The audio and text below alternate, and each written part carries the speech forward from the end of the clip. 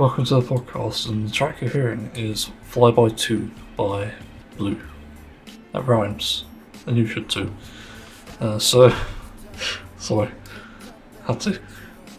This track is interesting because the first Blue song I ever heard is Alright, and I might include that in an intro one day. I have it prepared for that. But Flyby was an interesting one because the first song, which I heard years ago, didn't sound anything like this one. Because Flyby 2 is a much better version in my opinion. Even though it lacks one of the melodies from the first Flyby, I do like this one. And also I'm not a boy band person, so you know, I don't really have much of a interest in them. So you might be wondering why the hell this boy band full of them. Because instrumentally they are fucking iconic, especially in the UK, and they're amazing. I just have to say it outright. There are so many familiar songs, and this happened to be one of them. I'm just constantly amazed when I hear their music and listen to the instrumental. Obviously his vocals can be good too. So where to start with this track? Like, Jesus, there's so much going on. It starts with like this strange riff. I don't know what you call it. It's like a guitar slide. It almost sounds like a GTA game almost. Like something that reminds me of that. I don't know why, but I'm pretty sure it's a audio sample from a hip hop track, because the actual breakdown in this, which I will mention and gloss over because I'm not that keen on it, but it apparently came from a hip hop track, which I didn't know. So that's very interesting.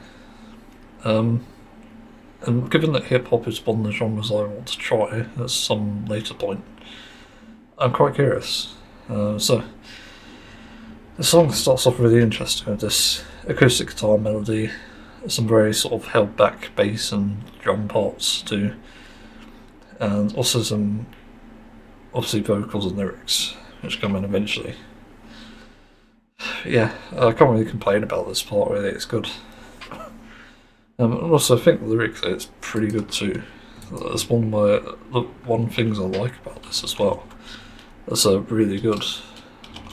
It's just interesting. I've never heard anything like it. All just like good to go. Checking the style from it. So if it's up a nutshell, you're feeling beautiful. 9 times out of 10, you know, late night club, like a video with hot stuff, top stuff, we've got stuff. Oh.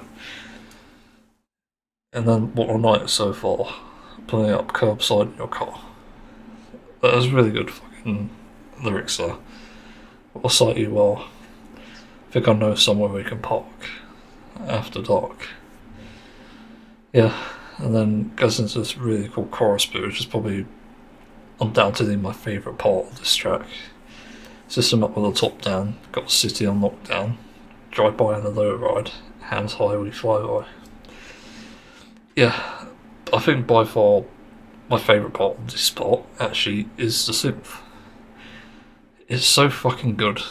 It adds such a good layer to this track. Hang on, this is the first one. I don't know if there's much difference actually. Yeah, literally, as a genre is said here, R&B, but it's just got such a fucking vibe. It's one of those tracks that you just enjoy over time anyway. And you wouldn't turn it off anyway. We used to hear this a lot on British radio actually, quite a few years ago. Same with other blues tracks, like All Rise, and there's that other one that's really popular. Oh, I can't remember the name. Yeah. Vocally, there wasn't much interesting going on until the post-chorus, was it? That's right. There's a part where the guy sustains this like after dark bit to a really high note, which is amazing. Yeah, undoubtedly probably my favourite blue track. It's so good that I even considered covering it. Although a metal cover of an R&B, I'm not sure if it would work out, to be honest. Instrumentally it might. And also it's pitch shifted, isn't it? don't know why that. I just got reminded of that. Is it pitch shifted? Look at the top tab. Flyby chords. Let's see. Not sure, but it's in D minor, C, B minor, C, D minor, A minor, G minor, A. Yeah, nice range of chord progressions. That's also the other thing about this. I just really like. Someone put on ukulele. What the hell? Flyby on ukulele. I never thought I'd see that. The songs, never mind. They usually use taps. Why the fuck is it showing this? So yeah, but I suppose I could talk about why I sort of covered tracks anyway, because I think I might actually make this the first topic when I think about it. But anyway, that's Blue Flyby 2. It's a bloody amazing track. If you've never heard it, you probably should go and listen to it. Oh, for this life hack, it's for gamers. It's a very interesting tip because I've done this for years, and to be honest, it's been a lifesaver because I think being at a keyboard for over 16 hours a day for over, what, since like I was 8 years old? Hang on, let me count that. So I probably got into PC gaming around 11 years old, maybe 13 at a stretch. I'm 28, so that means 170 years old. So for 170 years I've literally been using this trick and it's never caused me any problems. Minus a 0 on the end of 170. But anyway, I lean on the side of my hand, and by that I mean like it's like you're clapping whenever you're at your PC desk, but you're at like a 45-degree angle whenever you're using your mouse or your keyboard, and it's never done me wrong, ever. I've almost never had wrist pain, ever, which is fucking nuts because I should have it, and yet I don't. And I'm still able to use it. I still can play guitar with this, I can still lift weights with this. It's just absolute insanity. So as a result, it's like, oh, like, yeah, okay. Very interesting, to be honest, the fact that it seems to be so, that I seem to be so safe. Like, that's crazy. Like, Jesus. It's one of the most impressive life hacks, I think, because it's kind of obvious, but at the same time it's like, it's not to some people, which I find crazy as well. Because I've had different ranges of keyboards and different issues with them, and even some without a wrist rest, which doesn't always help you, by the way.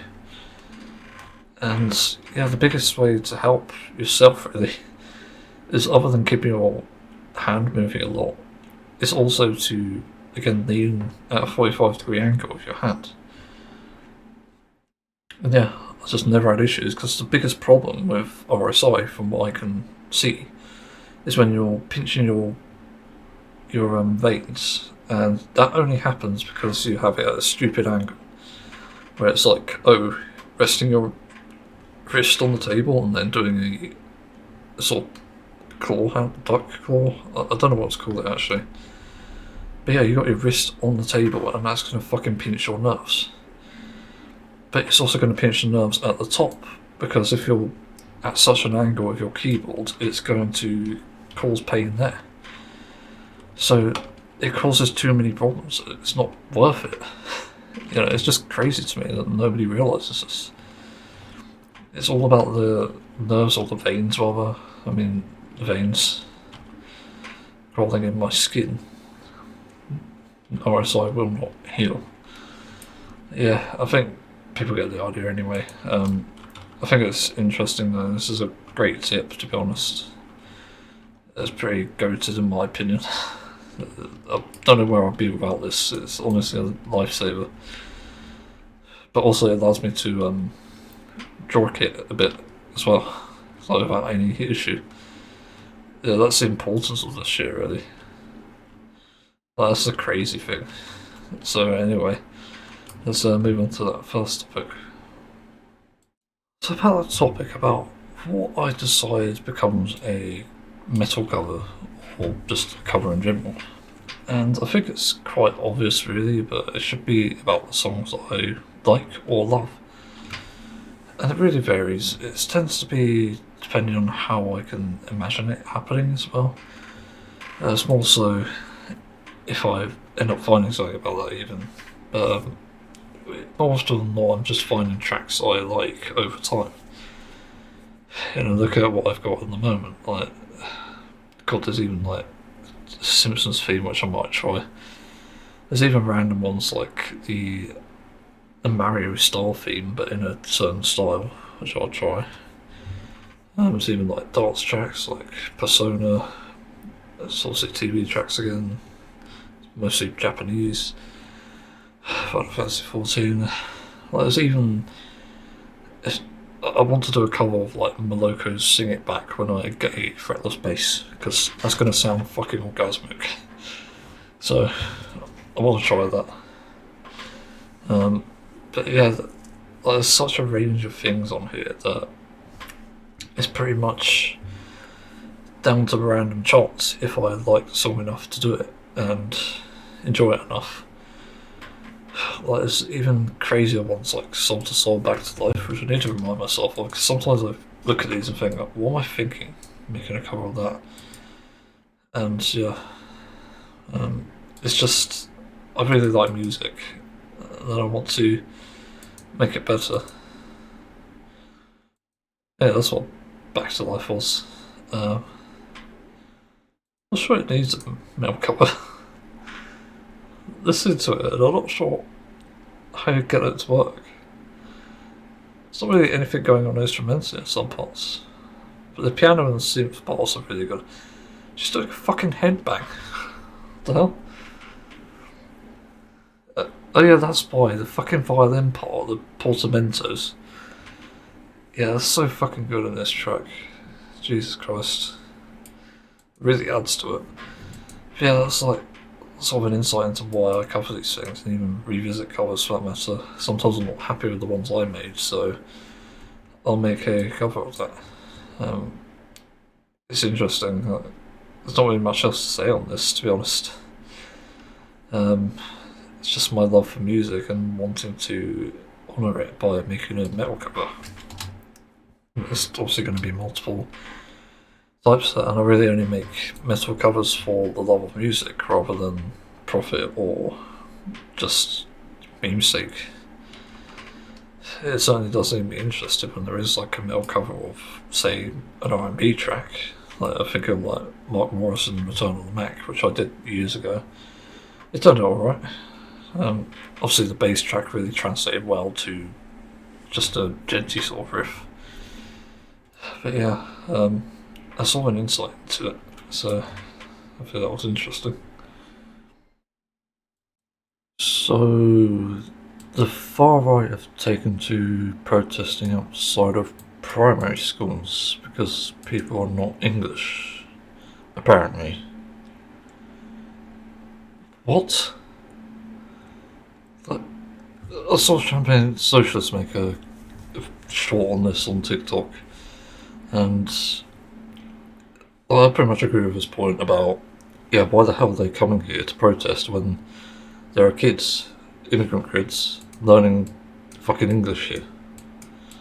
Are you shitting me? That is just absolutely stupid and insane.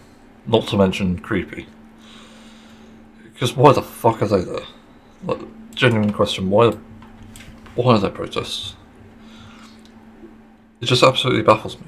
And I think at this point, because of how stupid this is, they are literally a danger to people, and they should be investigated. Like, you shouldn't be going to fucking schools to protest. That's traumatising. That's gonna cause like early onset childhood anxiety. It's gonna fuck up their lives. No, not just for immigrant kids, but kids who aren't actually English. There's gonna be so many fucking problems. And something needs to be done about this, literally. Because I don't see how the world is going to be any safer with what these cunts seem to think is better for us. So what the hell? It makes no sense. Just what the fuck is going on? I really do not understand it. But yeah, like, I think I was going to add something to this, but I can't remember what it was. I might remember at some point. But I'm just consistently disappointed with these talking points about, oh, the country's being overrun by, what, immigrants, or what? Like, the thing keeps changing every fucking time. Like, the entire narrative just keeps changing. It's never about immigrants one day, and then it's about the colour of someone's skin, and then it's about, for some reason, women as well. Like, it keeps changing the fucking narrative every time one of these stories comes up. And then despite the evidence, they don't want to believe that it's actually the fault of men that is causing these very big problems that people are supposedly finding, even though the big problems aren't even necessarily by immigrants. They're by white British men. So it just goes to show that there is something really fucked up with just this entire situation, obviously. And I've known this since, I think, July when it started, maybe August.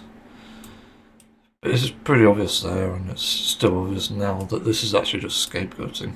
Well, I think it's actually astroturfing. I need to check that term again. I keep getting definitions, I don't know what it is. The deceptive practice of presenting and orchestrating marketing or public relations campaign in the guise of unsolicited comments from members of the public. Yeah, literally. That's pretty much what it is. You know, that is marketing, and because idiots believe it, that's why it's happening. You know, the world's not going to be a better place if we listen to the people with the money. That's the problem. I wouldn't listen to the people with the money, because they don't have a fucking clue how to run a country. They don't have a clue how to use their money, and the fact they have the money to begin with already puts them as a bad moral character. And I'd even throw my own sort of, well, even don't want to heal like this, but I'd call out someone like Gabe Newell, who is the Valve CEO, who is definitely more capable with the money, definitely less of an arsehole, but still not great. And that's because he just has too much damn money. Again, like, Jesus Christ, it's such a problem that in order to keep anti-corruption as a living thing, living, breathing thing for that matter, people with the heart who are actually having all this money literally need to step down. They need to start redistributing the money, literally, not stepping down, but redistributing. And then the people who are to be, they need to do the same thing. Because this is the problem. In a societal sense, and with all these people who are claiming to be against immigrants and all that, it always is the case that they're greedy. They're being against immigrants, and they're always fucking greedy. That just always seems to be the fucking case here, every single damn time. And so it becomes such an issue for us, for the public, for the world. And that's just as a result of people's greed. And what, you're scapegoating immigrants to get away with what? Child sex abuse? That's fucking low. That is crazy, and weirdly enough, there's like a song that sort of represents this. You know, I was going to bring it up in maybe the intro, but I might not because of the content warning of it, because it is a fucking heavy song. It's Linkin Park, Points of Authority. For anyone unfamiliar with it, it's literally about essentially child abuse. At least that's what I got from the definition. And the song talks about how eventually they will be caught. These people who have done wrong will be caught. They'll be called out. And it sort of mentions about, you like to act so you're never wrong. you live what you learned. And then something about the mask as well, which this is. Literally. It's people being anti-immigrant as a mask to cover up for their own shit. And we've seen that already. We've seen that consistently. So the only real way to protect women and children is, one, to hand yourself in, to get rehabilitated, and two, essentially just to stop fucking protesting innocent people without doing your research. Do your research first. Find unbiased sources, find sources of the opposite end, so you're actually looking into this properly. It sort of reminds me of this thing about sort of being gay as a sin, and I remember hearing about this a while ago and it bothering me quite a bit. I looked into it because there's a video that was recommended, and I only got about 15 minutes through before I realised this was just bullshit. They couldn't even make the point this far in. I think it was like an hour long. So their point basically was that being gay is a sin just because the Bible said so, even though it technically doesn't say that. It's very bizarre. It's not something that's considered a sin. There's no messenger for that. In fact, it's like a passing comment, if I'm not mistaken anyway. So it just doesn't work. So I realised that was stupid, and this is also like a far-right talking point as well, this whole channel, anyway. So yeah, that literally showed so many problems there. And it's just crazy to me. But man, what the fuck is this world coming to? Are you serious? It's just absolutely insane to me that this sort of stuff is allowed and not even punished even.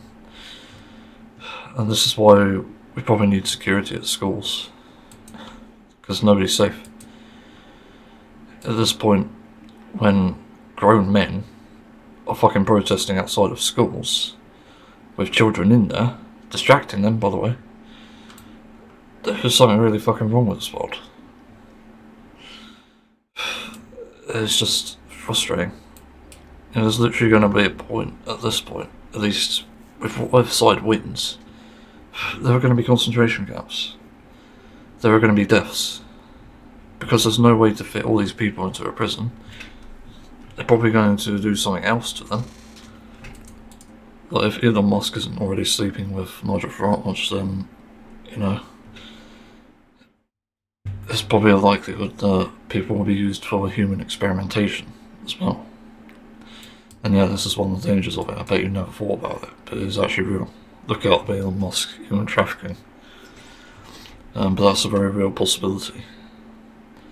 And that's why this shit needs to be under control before it gets out of hand. And the other thing that I have to mention as well, because people won't listen otherwise, I have to talk to you like you're a fucking father. And what the fuck are you doing, you little cunt? I'll beat you up. There you go. So that should get people rolled up and listening, because that tends to be the type of behaviour, but unfortunately if you can't beat them, you have to join them. And it's one of the sort of important lessons I learned. The world's a bad place, but it will just get worse as long as we just do nothing about it. So I really can't see how the world is going to get better without just doing something about it. Yeah, this is why we need action. This is why things need to happen to stop this shit. I can't stand the fact that this is something that's happening. It's absolutely insane to me. Again, grown adults protesting outside a fucking school about kids learning about English. Jesus Christ. This is the UK, and what a fucking shit stain on history will be in the future. What an absolute fucking atrocity. Why? It doesn't make any sense to me. Any way of it, it's just, Jesus Christ, man. I don't even know what to respond because I'm just lost for words with this entire reaction. Like, people are so stupid. And it does bring up something else, actually. I did see a brief bit about, and unfortunately my ADHD got the best of me, and I skipped it. But there was like this YouTube short on how fascists are gonna end up being fascist, and there's like this entire like brain scan of their activity and their attention and stuff, and that basically everything is wrong with them. Like, that's partly why.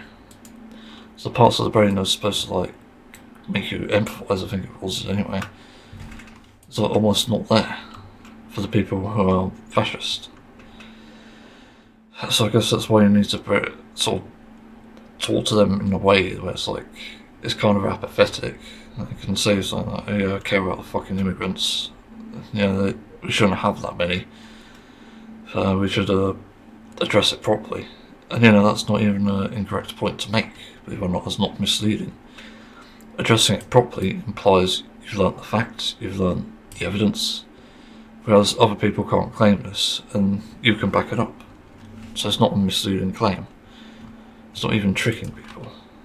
So that's why that helps. I don't know. I'm sure there's something else that's going to add, but I can't remember.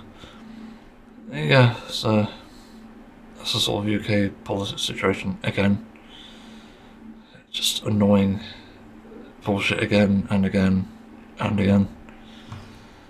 Yeah, I think at least if we look into the psychology, we can at least be able to have an answer to it. To find out what actually can work to get these people on our side, essentially.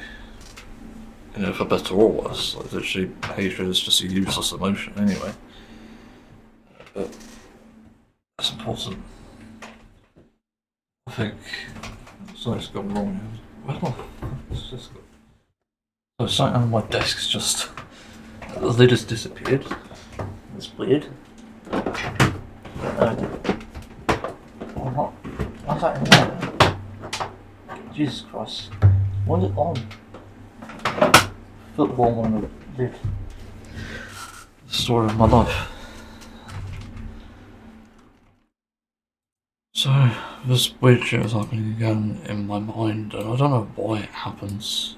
It just does every now and then. It seems to happen when I delve into like the Sonic shit, as usual. That seems to be when it happens most, and I've had this for years actually. Back when I was on DeviantArt and I was making fanfiction, artwork, you name it. Actually, I have some really cute artwork, Tails and Cream, but that's sort of what it's about. But I have a really weird sort of, I don't know, like relationship anxiety with them. It's so bizarre. I don't know where it stems from, like childhood maybe, or just loneliness. Just sort of, I get this hyperfixation every now and then for like a week or two, if I'm unlucky, and it's like, I can't not think about this, because, well, one, it's adorable, and two, it's also heartbreaking because there's also, like, the Sonic franchise fucks itself majorly every time. They're just outside of just the stupid romantic stuff that they do with the characters anyway. But they just fuck themselves over with the story, the lore, even just like interactions as well. Well, they're so just useless at this stuff. It's so sad. And it's even made me, in this state, think about not playing something like Sonic Crossworlds, which I do want to play at some point. And then watch the 4th movie when that comes out. But it's just, I get so fucking worked up about this stuff that, deep in my heart as well, it just starts to affect me. Because I grew up with the Sonic games, from early Mega Drive stuff to the adventure games and even Heroes for that matter. And yeah, I guess a part of that never really left me because that's part of my core childhood memory. And then of course, some reason around college time is when I started to develop this sort of relationship anxiety. I hated Sonic X, even though it had some good moments. It was just awful. And part of that was actually the romantic stuff, which they completely fucked up. So it definitely came out of nowhere for some of the characters, like Tails and Cosmo, as we know. So I've never really rewatched it for that reason. People say it's good, but I'm not entirely sure myself. And because I watched it a lot as a child as well, it wasn't great, I don't think. Yeah, it had a lot of problems, also with the dub as well, and also weird fucking things happening. Like I remember, God, that the Japanese version was also really weird. I take it where it came from. Yeah, I suppose like sort of my anxiety started around that point, and then I started getting into fact fiction writing for some reason. Sort of wish I didn't, but I was also into trying to find a relationship as well at that time. So those two things sort of merged, I think, and because I couldn't get into a relationship in real life, I would instead just offset, or ground is a better word, to writing. And that's sort of where a lot of my experience comes. I just wrote stuff for myself, and then eventually started releasing it to DeviantArt. But then I started making artwork as well, and also made some good stuff. If I go back into like the folders and whatnot, other than the animation I made, I was really, I don't want to think about it as awkward. If I go into these folders and I look at what I made and stuff, it's often quite surprising. If it loads the images, because sometimes it doesn't, no it does. Like, Jesus, there were some good images here. Like, I made this Mother's Day comment where there's this extremely adorable moment between Tails and Vanilla. Just, oh my god, super cute. And I made other images. Yeah, it was like a Valentine's Day special I did. Stupid fucking background, but good sort of single image. And I also participated in these things called like Taiream Week, which should definitely interesting because it's like a different theme and stuff. And I definitely did some interesting parts with that. Where is it? I can't even find it. That's interesting. I don't know where. I know where it is actually. Yeah, I remember now putting different folders for where my main images are for some reason. For the main artwork. Yeah, and I made some stuff in that which is entertaining. There's only some cute moments. Movie night. Not very good at drawing though. I made a JoJo reference as well. Even a Breaking Bad reference about the fucking lasagna. I did like that. Yeah, there's just a lot of different things I got involved in with that. It wasn't until like AI stuff that I just decided to get off the fucking, not necessarily bandwagon, but it's just cesspit of community and even just anything involving romance or just Sonic characters, that matter. And yeah, like there's still a lot of moments of it that sort of resonate with me and still catch up, like Return to Mystic Mansion. I remember this image, I used it for my metal cover. I really like that fucking image. It's a variation on the characters, what's it, Tails and Cream. They're sort of returning to Mystic Mansion to check out the nuisance, and that's kind of the story. That's why it's called Return to Mystic Mansion. And also why I remade it as well, because the cover I made was meh. But I decided to remake it and it turned out pretty good. Yeah, so I just get these weird things, as I said, every now and then. It's just like, I can't really get away from this, and it's like a relationship anxiety. I start to feel like I'm too fixated on this to even get away from it, and it's always caused problems for me. I don't know what it is, because I've even brought it up with my therapist before, and the therapist, or terrible therapist honestly, but had no answers as usual, and that just didn't help. So I don't know what it is really. It's something that I wish I could fucking get away from. Also, I just prefer the idea of there being nothing romantic in Sonic at all. That's something that I started to believe like a few years ago, with all the community garbage and stuff that goes around, also like subreddits as well, which are often kind of hostile towards it, even though they didn't allow for shaming that sort of thing. A lot of people are allowed to for some reason. Probably a mod power trip, I don't know. The Sonic Hedgehog mods are actually alright. They did help me during the animation thing that caused a lot of issues. But other Reddit's a bit like, eh. Definitely didn't have many fond memories on there. It's one of those things where once I distanced myself, I was like, oh shit, actually I kind of like this. My fixation started to move to other things like Pokemon and anime, for that matter, like various anime. And I just felt better for it, really. That's mainly why I don't really get into Sonic anymore.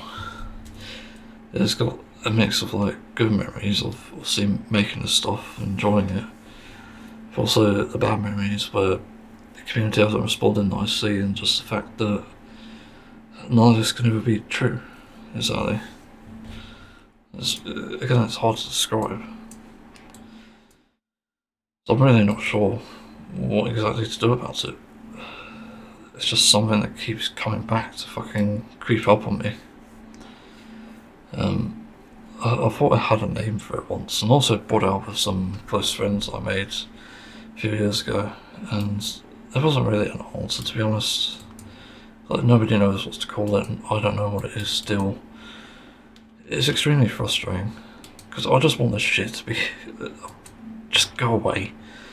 Literally, I'm tired of it.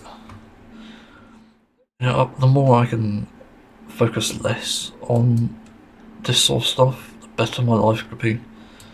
You know, right now, and I could just stop thinking about it. Again, I don't know why, it just keeps coming back. If I had to guess, it's like something to do with just how my mind's developed over the years, and because I went into adulthood with this sort of interest, well, late adulthood rather, like 25 years I mean, it just became an issue, and it's always been there. I don't think there's any like easy solution as a result, which fucking sucks, because I want to get away from this, as I keep saying. And the other things that certainly didn't help, and I hate to say this, but it was partly the community reactions as well to the things that I made. Because yeah, I got nice support here and there as well, but then I also started to get requests too, which I didn't mind if it was a good idea. But other times it's like, oh, it's something else entirely, and well, or it's something similar to something I made previously, which is like, no, I really don't want to make this, because I've already done it, and I've pretty much exhausted the idea itself. So it's like, no point. So again, it's like, it's really frustrating. There's a community response, there's even just my own internal response. I don't want to interact with this shit. And as I said, removing myself from the romantic aspect as much as possible is for the better. Because, you know, I'm just still fed up with this. The less shipping wars in media that we can have, the better. You know, even the Dawntrail fucking community has it as well. It's just like, God, PTSD. Like, just go away. Like, can we just stop romanticising characters together? Just for once, please. That's what I tried to tell myself as well. But for some reason, mental health just... it's too complicated to even figure this out. So I don't even know what's wrong with me. don't even know how to address it with me. So I don't know. As I said, it's not easy, and I wish there was a solution. Yeah, that's all really. It still pains me. I think that's the worst part of it, really. I think it's fine to have an interest in this sort of thing, but I think when it becomes pain, it's definitely going to interrupt your life to an extent. It's going to probably cause problems, as it is causing me problems at the moment. I remember before it used to give me like week-long panic attacks. Well, luckily I can sleep now, but before it was like keep me up awake at night, and I just struggled because it was too much. It literally wasn't an easy way to focus away from it. So of course I really fucking struggled. So I don't really know what to add here. It's just one of those things, I think. It's such a bizarre and niche issue that getting away from it is nigh impossible. And then even though I'm avoiding fan art and God knows what, and I was even happy to watch like Sonic Crossworlds and even the crappy mobile game that people are sponsored to play. The moment I watched the movie and I saw, oh my god, Tails is so cute. It's like, oh, that triggered a response. I was like, okay. Yeah, I kind of want to write something about him now, because he deserves better. He does though. That's the thing. I think that's something we can all agree on. The characters like that, and also the lore as well, all deserve better. But that's kind of the problem as well. Nobody's doing anything about that at Sega or Sonic Team, and I think that's partly the anxiety too. I'll literally write it so you can unwrite romantic interests. Well, Sonic and Amy you can pretty much have a free giveaway with, because that's how they sort of met each other. It's like an interest that they had. I think everyone else is just like, nah, but maybe even just removing them is just the interest. I mean, it's maybe the way to go, because it will stop others from doing it as well.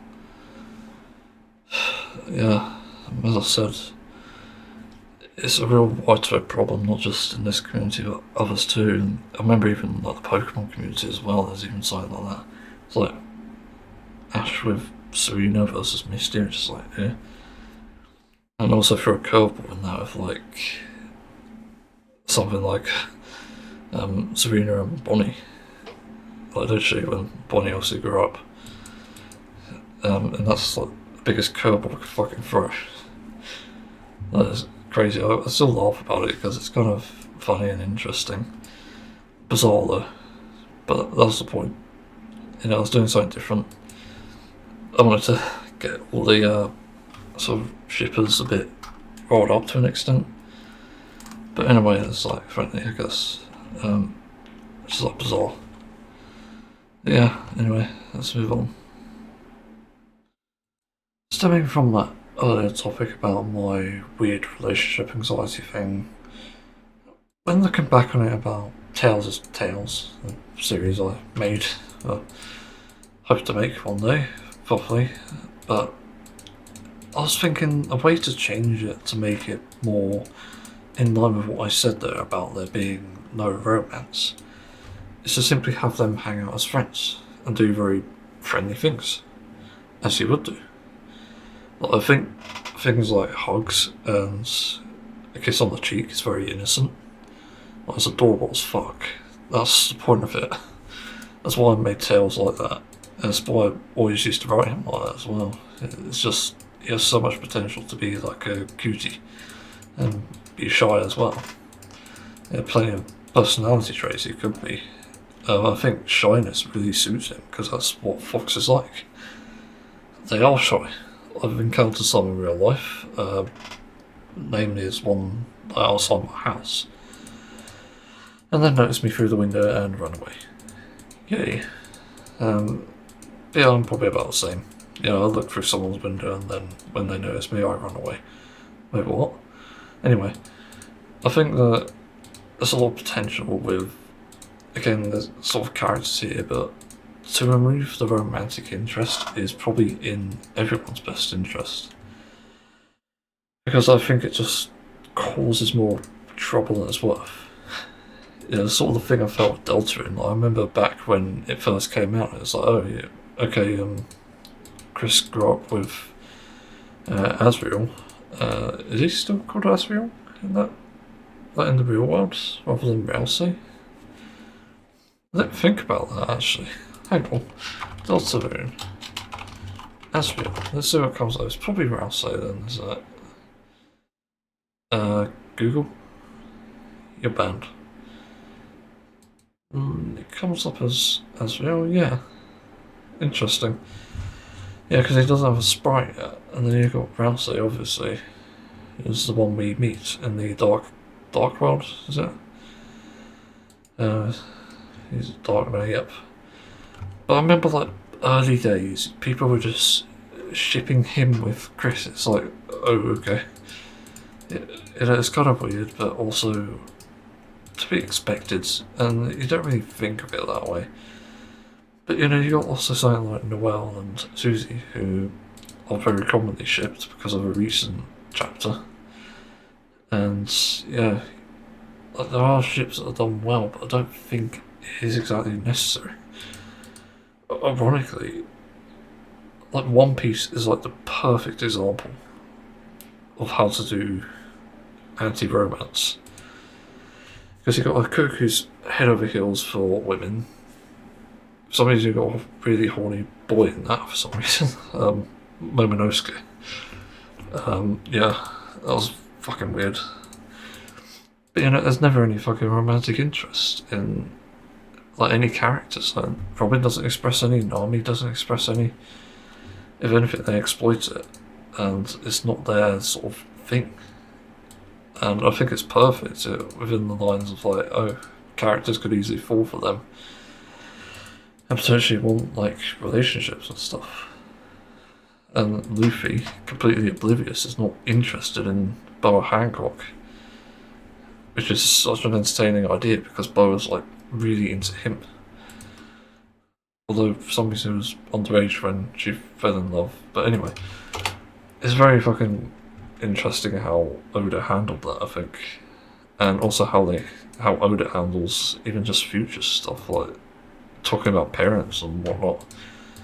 It's not very common that there is actually an on-screen relationship, and I think it's better that way, to be honest, because the One Piece fandom, as people will know, this is just like absolutely emptied of like shipping and romance. Just imagine that with a fucking Sonic world. Like, Jesus Christ. That'd be utopia. Jesus. Yeah, that's like the crazy thing there. But as I said, like with Tails, it's Tails. You don't know which one I'm using. That's the point of it. But it has so much potential, even with just removing the romantic aspects, and even the ending, for example. Like, you could do. Like, it's possible. But you can certainly add things in between, I guess, sort of separate it, like breaks or breakups even. Then they get back together and realise, yeah. But it's like, just removing it and make it look so interesting as well. Because I think if you were to remove a lot of the interactions romantically interested, you'd probably see the oh fuck, what am I thinking? I get distracted. That'd just be really interesting results. That's basically what I'm trying to say. And I'm trying to think back to what I wrote. I guess like the feelings parts could be removed. It's like I think of the first episode at the end, and he's finally made the plane and flies it with Cream alongside him to go and meet Dash, but she doesn't want to, and it's probably the wrong thing to do because he's so far away. Or she, I forgot. Fuck. Yeah, so that was something, and there's really more about feelings there rather than just friendship and empathy. The other thing I'll improve with that, I think, I'd give everyone a bit more action role and exploring as well. Yeah, give Cream a proper story about her own life, where she came from and stuff. Well, Vanilla already told it anyway.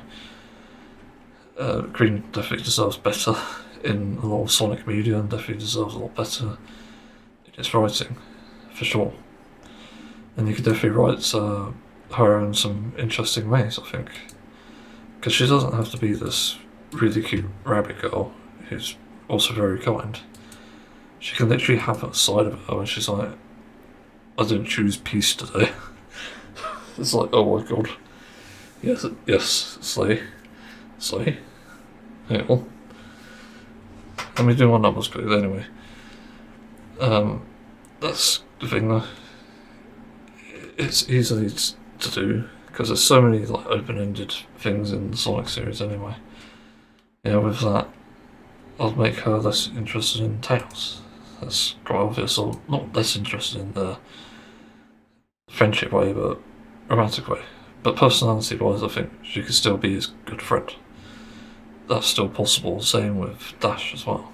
Dash being to Tails too, being a very close friend. It's like drawing that barrier there where some of these interactions, so it's like true feelings and stuff, can be dulled down a bit and just be like innocent friendship stuff, literally. So I do say,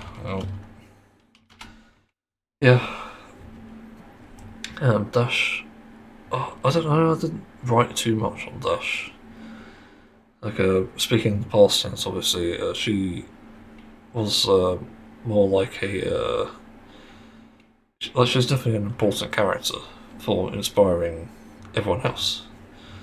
Yeah, she's certainly been through a lot as well, and that's kind of the point. There isn't much I could change about her. Can make her a bit stronger, and there's a lot to do with that, I think. About growing stronger and sort of character development too. But there isn't much I'd change.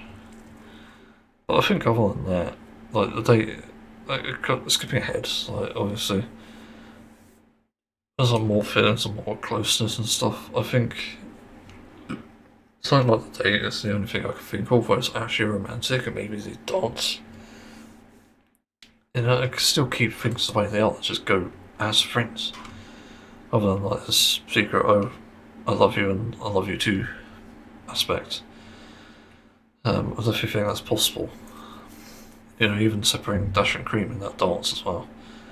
Well, not separating, but what I mean, the romantic aspect, that's what I'm talking about.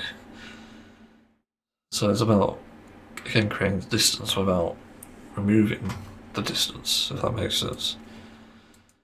So there's less tension, I suppose, less drive for a romantic interest. And then going to the date on the hill, the picnic, it could literally just be a thing where they're just going as friends and they're checking out the sights. They want to go somewhere as like a sort of play date, I guess you could call it. I don't know what to call it actually. Yeah, just something that they do as friends, like sightseeing, maybe test run the plane, go somewhere with it. Problem solved. Yeah, it's no longer about a romantic interest, and at the end it could always be Tails takes it in turns with two, maybe, I don't know. But obviously you just remove the feelings, that's the obvious choice here. Yeah, it's about not driving it being controversial and stuff. Keeping it as action and adventure oriented as possible, and there's so many possibilities with that.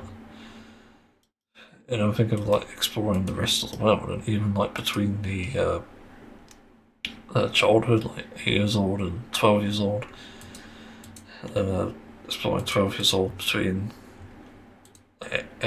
18. I forgot how many years I made it past. Is it? I think it was 10 years actually, so 22 years old. Again, there's so many ways to make it more interesting. Instead of Dash living in Tails' room, where they were actually staying, sort of agreed that they'd be happy like that and give each other time, sort of thing. It could literally be a case that there's an extra room because it's kind of open-ended. That's what a lot of this is. That's why I called it an idea rather than a full-blown series, which I could have very well done had I given it the time. So there's a lot of things to change now.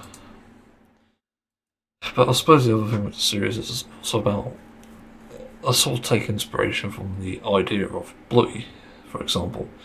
It's a series I want to watch, and apparently it heals a lot of like childhood sort of, I don't know, like, what do you call them, gaps, trauma, something like that.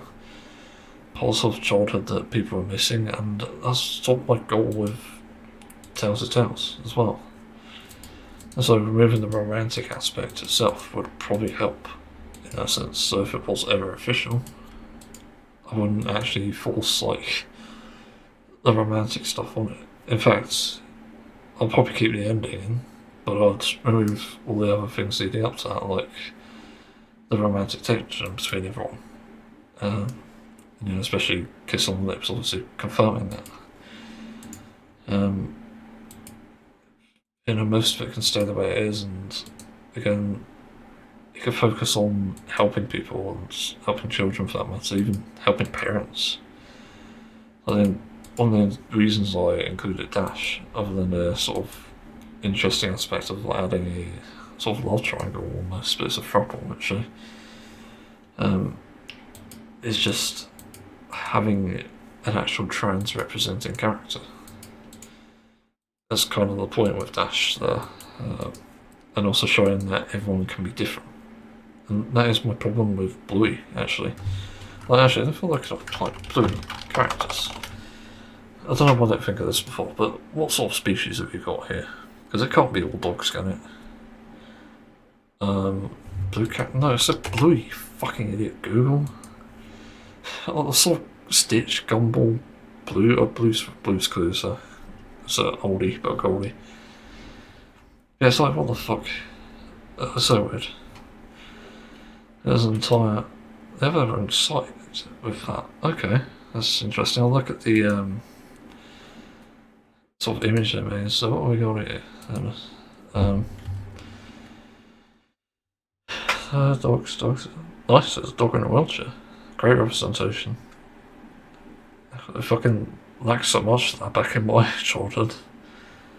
Why is that a dog that looks like Rousey? Interesting. I can't really see if there's any like LGBTQ plus couples here. There's horses for some reason. There's animals actually, just wildlife, which is certainly interesting. So yeah, I guess it's dogs, but different dog species. It's just starting with like the relatable stuff, I suppose. Yeah, there's a lot of fucking characters here. Again, this Dalmatian couple looks like it's hard to tell.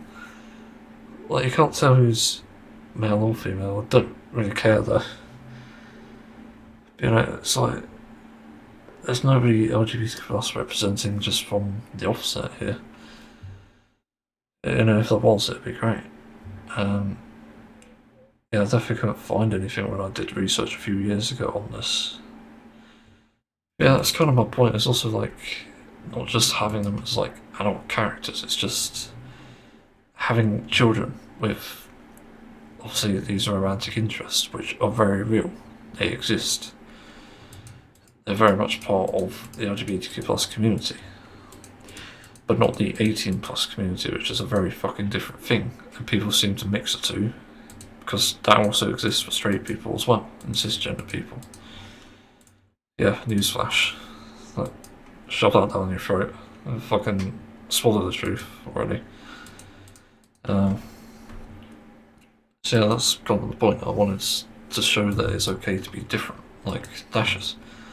Not being comfortable with their own body, essentially. I mean, because that started young, and then they started to try the medication, realised it wasn't for them, realised that they didn't want to be a girl either, so they decided to take an in-between option, which is non-binary.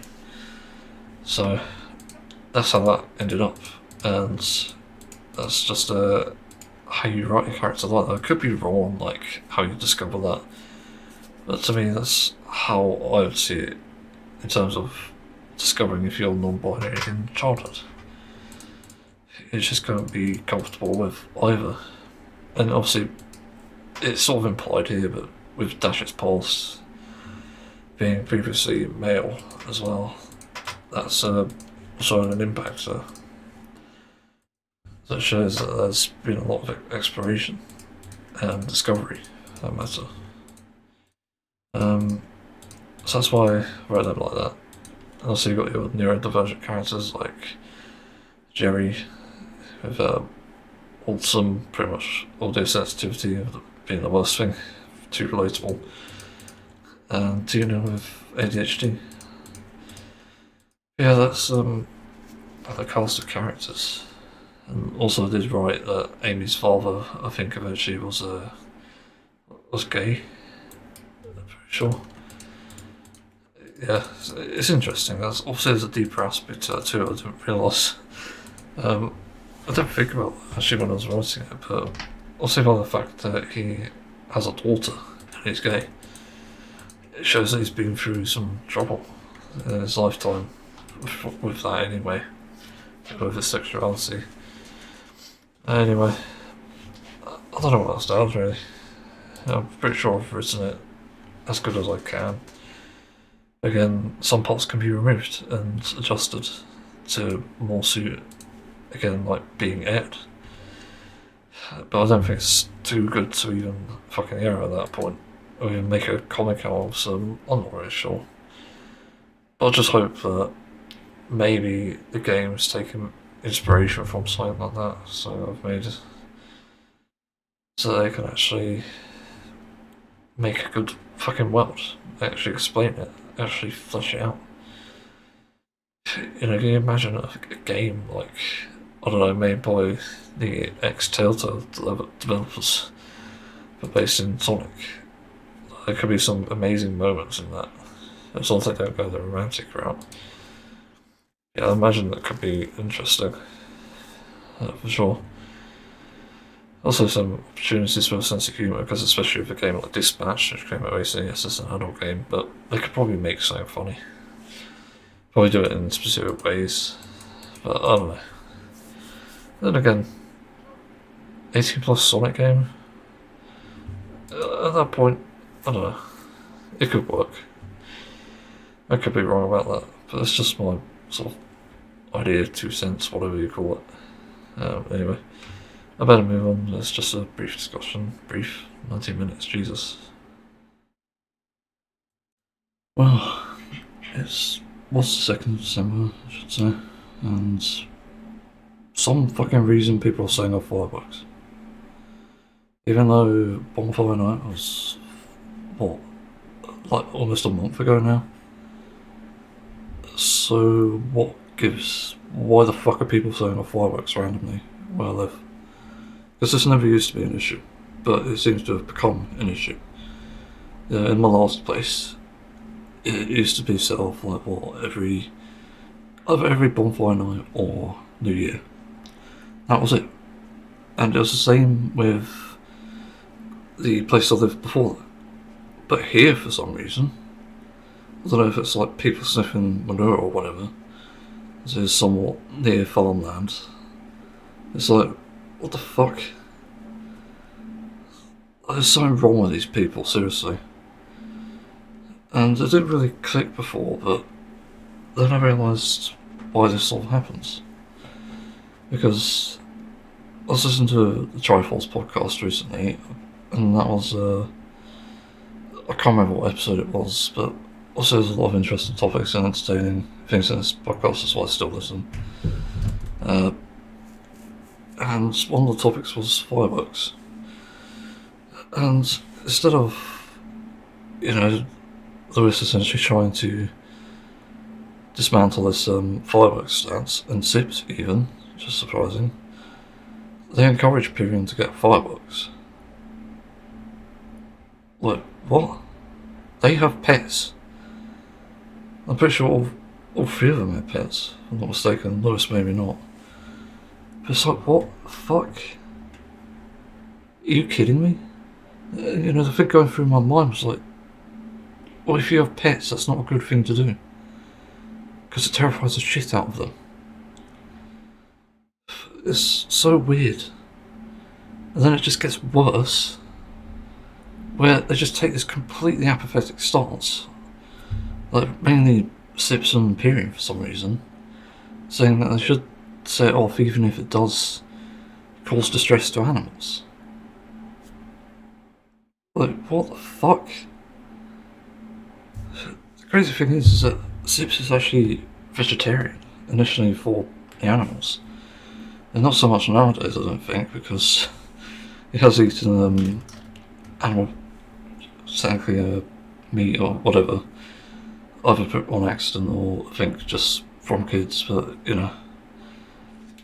It's just such a weird stance to have. And yet this is probably what goes through people's minds. They figure like, oh, everyone else is saying fireworks, so why not join them? Like, it's really fucking insensitive, and there's no mention about people, no mention about mental health. So it's literally a complete and disconnected apathetic stance. It's extremely selfish. That's what it is. It's one of those things, I think, where I'm wanting to hear our response. Because if there is a justification for it, like, sure. Even though I hate fireworks, stands the fucking call. Because it hurts my ears. I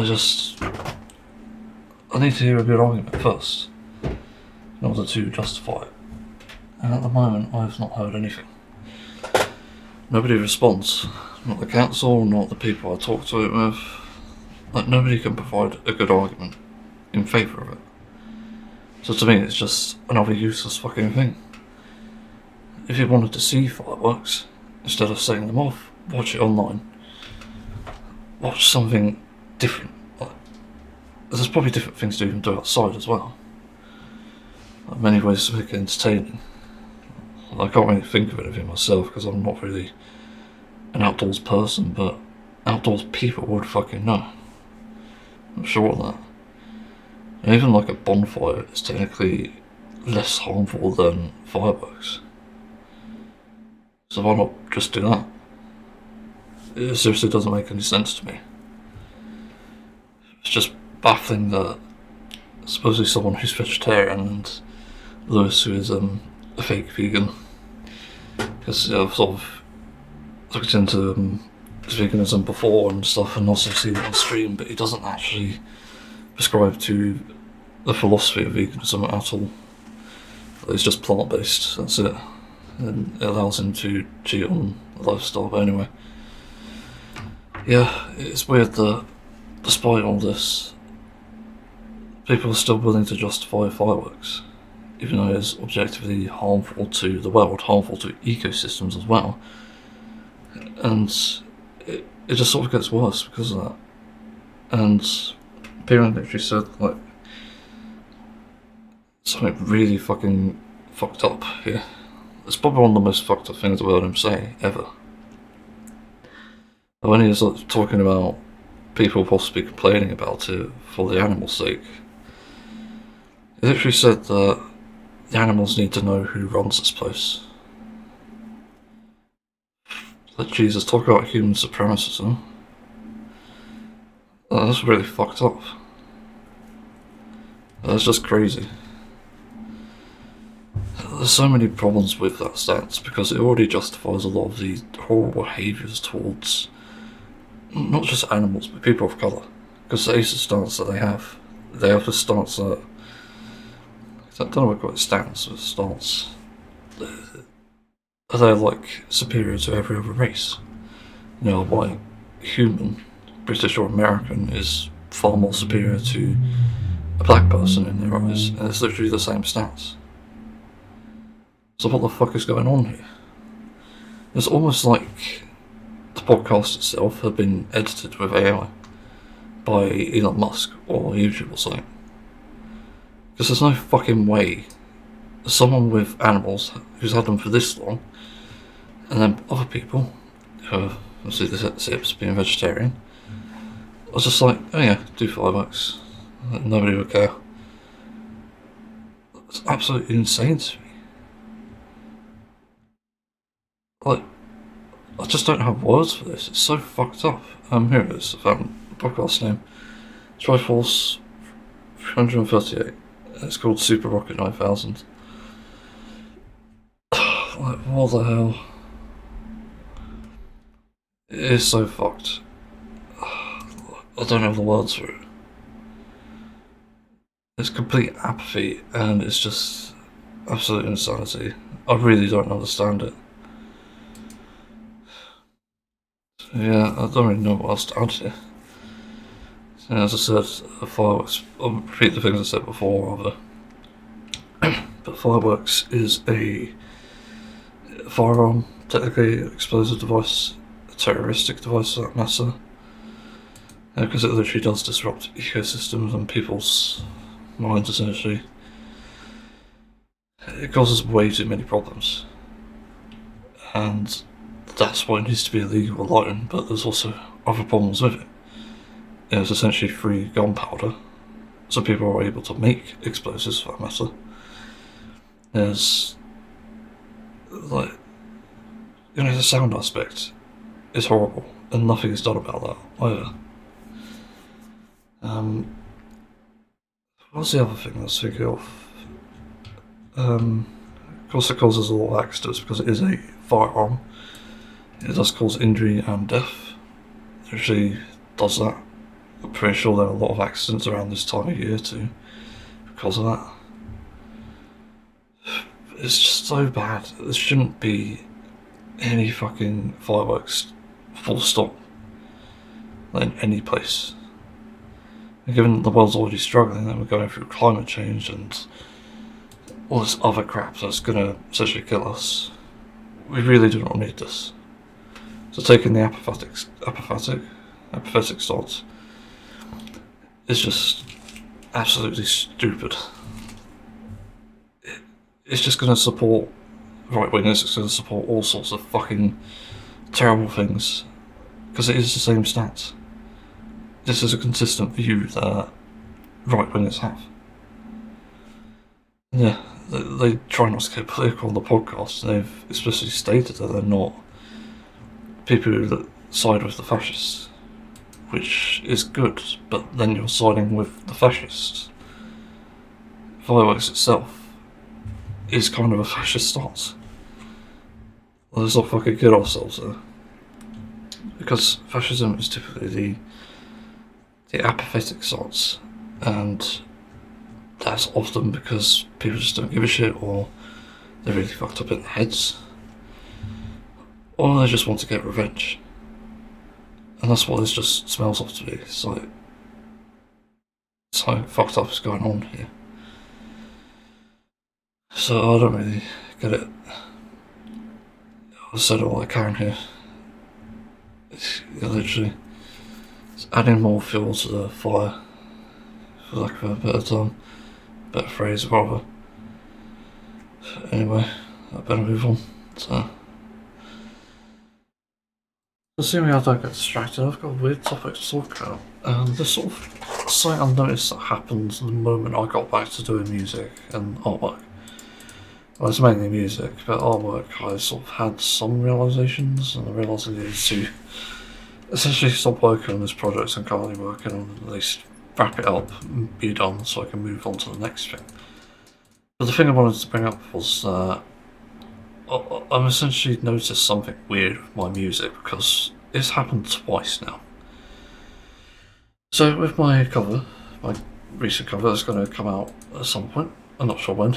I haven't even gone to solo yet, that's the crazy thing. I was working on making a new tone with amplitude.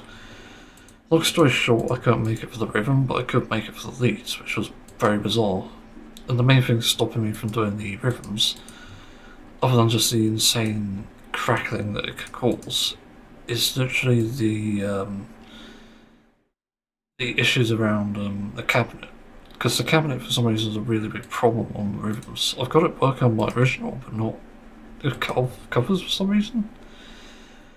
So I'm not sure what's going on there. I did actually EQ the Enzo, so maybe that's it. Like the 12k part, I think. 12k is something like that. But yeah, I've got some interesting news on that though, because even though I've been struggling with the tone still. Composition wise, I've been peaking, I think. It's actually crazy. So this cover I'm working on is a Pokemon theme. Well, it is a battle theme for a specific character. And this one really came out of nowhere. It's only something I remember hearing like a while ago, and it actually sounds pretty good.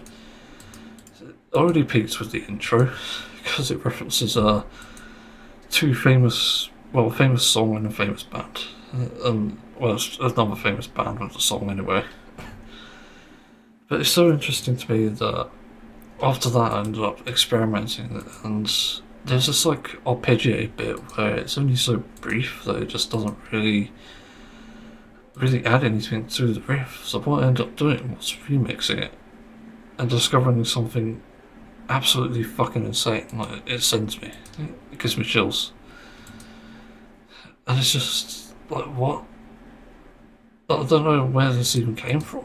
Because before I was listening to this, I was like, I don't know, can't really do anything with that. And listening to it back again recently, it's like after the break that I took, essentially with writing, I was doing like story writing instead. And then I just came up with this. But as if that wasn't enough, I'm working on my original music.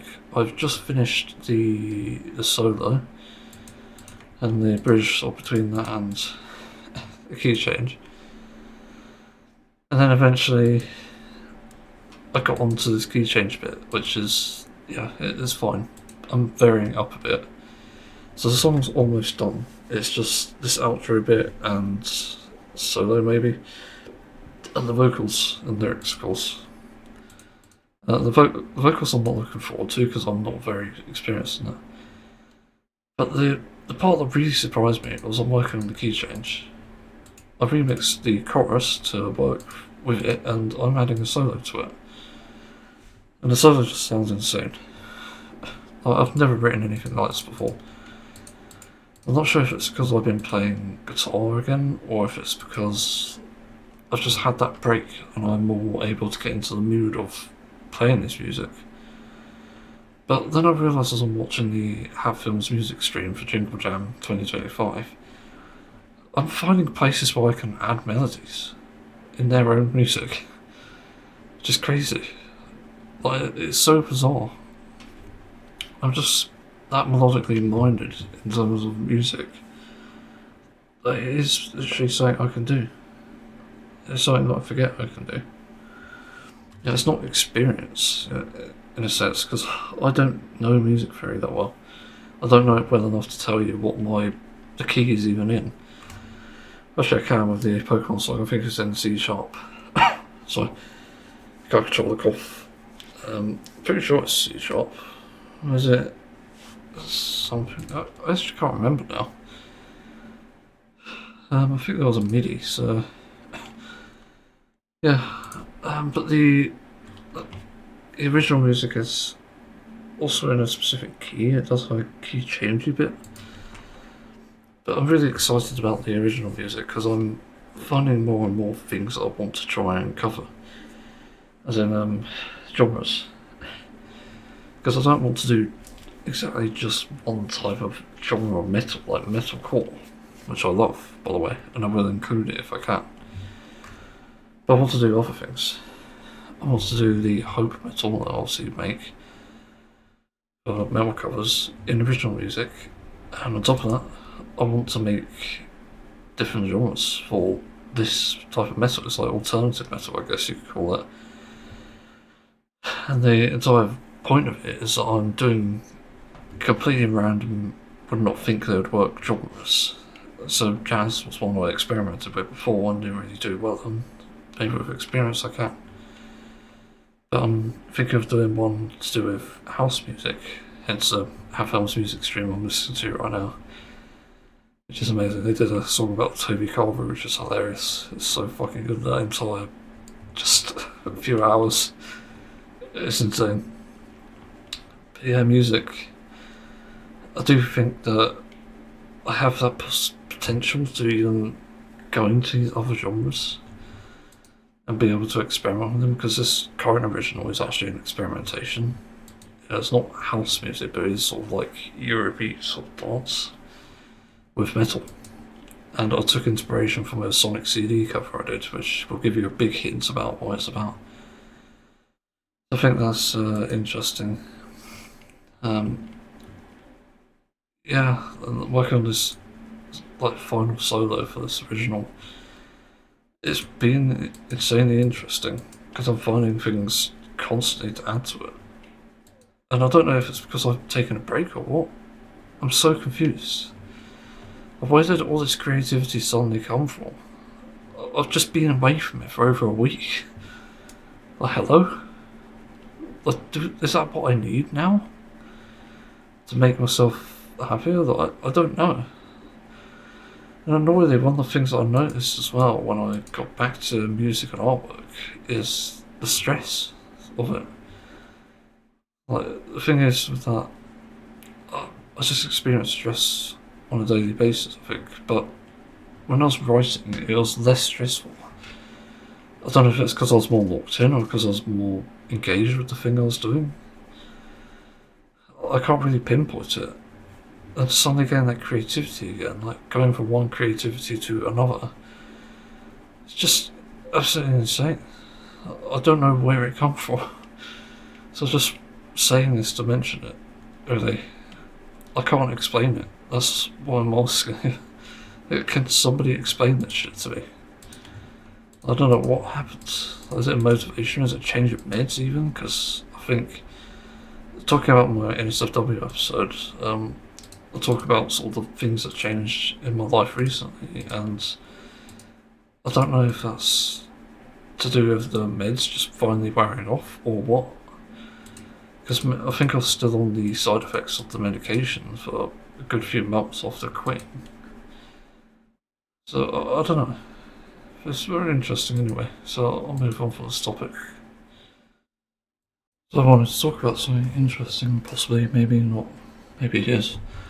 Let's talk about like the state of content creators on YouTube in terms of animal ethics and rights. I'm not talking about vegan or animal rights YouTubers specifically, but I'm talking about the people who could be. And the people who very much show signs of empathy and just caring about animals. Which is always a good thing. You know, the more that we have, the better the world could be, probably. But we encounter this problem all the time back when I was vegan, where people, like, there was this negative attitude towards people who weren't vegan, which is, I think, normal if you're suffering with dystopia. But I think for people who can cope, it's probably not that bad, really. Yeah, it's not a big deal. And the point I'm trying to make there is it's how we cope with these things. And dystopia does come and go, unfortunately. And that does create like a knee-jerk reaction.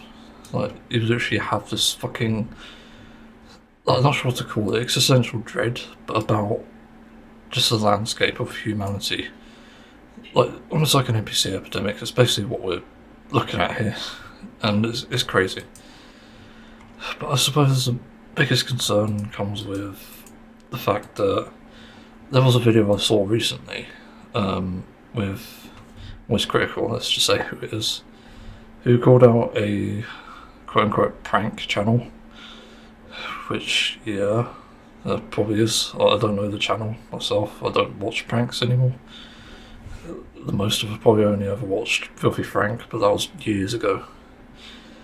But it's a video about this prankster who basically attempted to murder an animal. Let's say it how it is, and cause great suffering instead. And this prankster created this trap for this possum. And in this trap, it would send the possum flying into the air and landing a very fucking painful landing. And then probably dying because I didn't see it all. I saw Most Critical's video on this. Jesus fucking Christ. Like, how is this even allowed? But the fact this sort of content is even encouraged is just insane. But it goes to the topic of, obviously, the reactionary. Yeah, reactionary, let's go with that. So, Wes Critical, obviously, he's a nice guy, from what I could tell. I haven't seen his videos in years, because I think the last time I saw a video of his was probably surrounding the That Vegan Teacher stuff, which I know he hasn't had good things to say on her about. And to be honest, I don't think many vegans had many good things to say either. Just to be honest, back when I was vegan, I have a video about why I'm no longer vegan, but that's completely irrelevant to this topic anyway.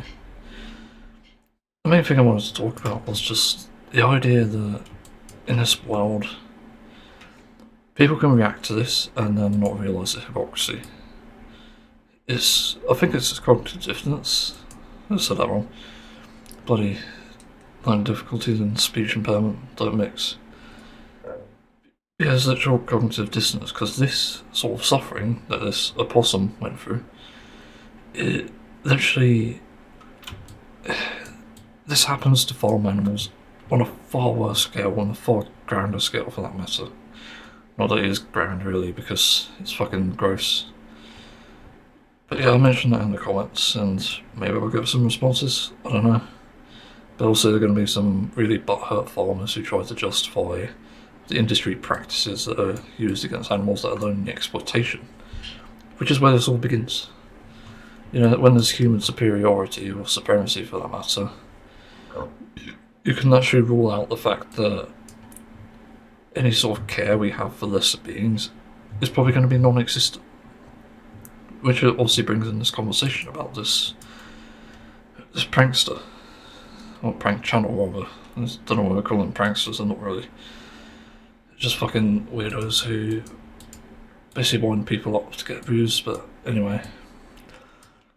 It is concerning, I think. The fact that we live in a world where we can look at this and think nothing of the rest of it. About animal farming, about like how you treat your pets even, because there are a lot of issues where people don't treat their pets properly. You know, speaking about like diet and things about basic exercise and even the sort of collars you get. Like, you have to treat them properly. You have to treat them lovingly. And there are some people who just don't give a fuck. It's like the streamer thing that I saw recently from Wes Critical, where this honestly bitch of a streamer, let's say. It's better choice words, but I'll choose that. She basically has a dog as well, which is just harrowing. Honestly, that's scary to fucking think about, because of the sort of behaviour she exhibits, the sort of level of loudness that she has as well. There are just so many issues with this streamer alone, and nobody bats an eye for the dog. That's what's kind of crazy to me. Yeah, the dog is probably suffering as a result of this streamer just being so careless and loud. And I've seen this on like the streamer awards as well, where people are essentially being nominated for something. The streamers, I guess, streamer awards. And essentially you get these sort of animal abuser types getting these nominations. I'm just sat there thinking, what? How the fuck if? Are you serious? It just makes no sense to me. And these people have dogs as well, and they're like shouting and screaming and reacting to their nomination. Like, it's got to be so fucking loud it makes the microphone crackle, and then it makes their animals fucking run around in a panic because they think something's gone wrong. And it's just like, that's abusive. Yeah, certainly we can't always control that stuff, but there has to be a line to draw here. You shouldn't be loud unless you have to. That's the fucking point. And there's a difference between, well, that and reacting to something where you could have lowered the volume and been like, yeah, I fucking want this. Yeah. That's a terrible reaction, but you know, that's how I'd react anyway. Whenever I've been rewarded with something rare in a game, I don't think, oh my god, fucking oh yes. No, I don't use my pants. I refuse to comment on it. But I very well could have. That's the difference there. I'm not reacting to this in a immature way that could potentially harm others. I think it's really important to acknowledge that, because I'm not there to do that, essentially.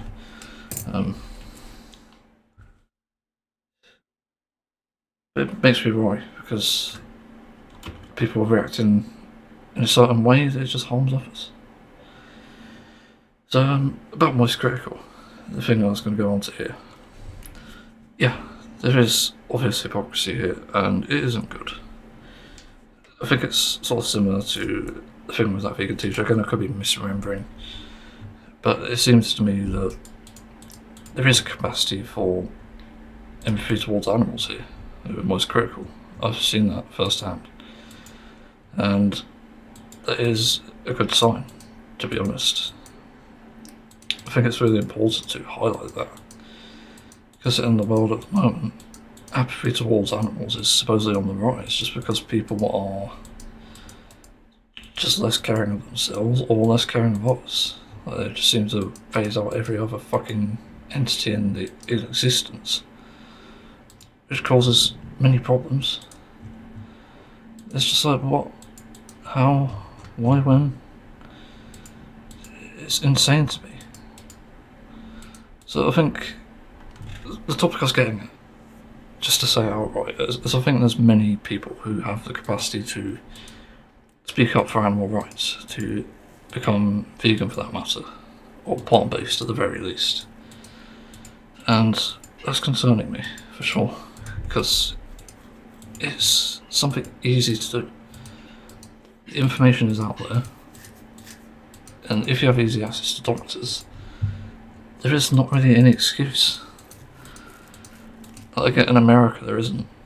That's a problem itself. My heart does go out to people who have to struggle with that shit, because it is bullshit, honestly. But I think people who obviously do have the money and the influence have the ability to do this. You know, take a few months break if that's impossible, or just take it easy. And then you can address this problem. You can turn plant-based and begin advocating for animals. And no, it's not like a recruitment thing. It's obviously up to the person. I think Most Critical should stick to the content he's good at, and that's important. And nobody should be going out of their comfort zone just to, well, please me, please other vegans or animal rights activists. No, that's stupid. But people really need to understand the world is in danger as a result of something like climate change, and the way we look back in history on the way we treat animals in animal agriculture is probably a pain like no other.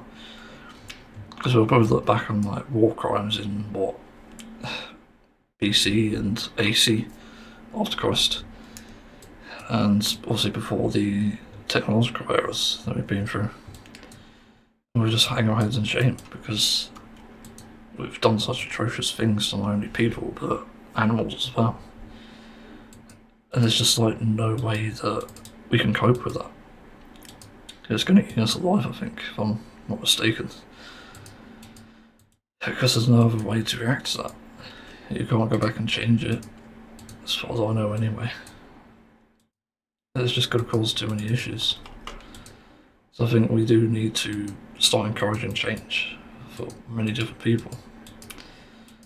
I think a step in the right direction obviously is trying new things, like trying new plant-based foods or recipes, and learning more about nutrition as well, because let's be honest, I think if you side with, and this is a really important point I realised recently, if you side with the billionaires and meat industry lobbyists, or just animal agriculture in general, you're siding with the billionaires who are trying to kill you, who are trying to make you suffer at the very least.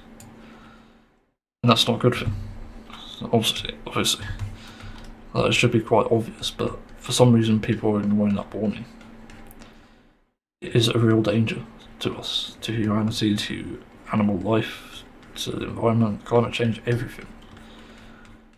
They're prioritising their own greed over your well-being and the planet's well-being for that matter.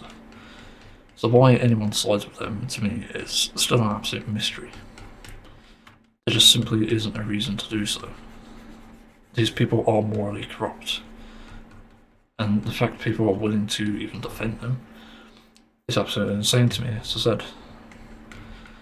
They'll decide the guidelines. They've even made like a custom Black Mirror episode based on this shit, by the way, which I recommend you look into. It was in one of my podcasts, Black Mirror episode idea. You could probably find it easily. I basically explored the idea that meat industry revenge could be a very real possibility, because they're trying to do that with removing plant-based labels in the EU. They're trying to do that with more things, no doubt. So that's going to cause way too many fucking problems for us, fucking mountain and animals in the planet. We don't even have a solution. That's the thing. I think what people fail to do is to suggest something that works. Say we do keep eating animals. We do warm up the planet. What is your solution when that happens? When climate takes over, when animal species start dying off, and dogs can't live in the heat, because yes, by the way, that will happen. You start losing your pets because it's too fucking unbearable for them to live in this condition. But there isn't much that can be done. And that's why I bring this up. It's really important. People need to understand the consequences of these actions that they take. That's a very big warning sign. There's actually a thing I saw recently, a documentary by Plant-Based News called Endgame 2025, and they sort of did this little acting thing at the beginning where they acted out what would happen if the world was affected by climate change the way it's going now. And yeah, it's terrifying. Even though it's not exactly explored to the fullest extent, like human psychology is obviously one of the things that can be affected there, and it's very much apparent with like the opening character. There's something up with these people here, with the fact they're here to begin with, and then we're getting rations for food because we can't supply much food. There's basically nowhere to grow. That just leads to more problems. That's why we need to be careful with this sort of stuff. That's why when I advocate for this, for change and just people going for being in favour of other animal rights and being plant-based, it's for that reason. It's so we avoid a disaster. You don't want to see the fucking day where you have to get rations for food.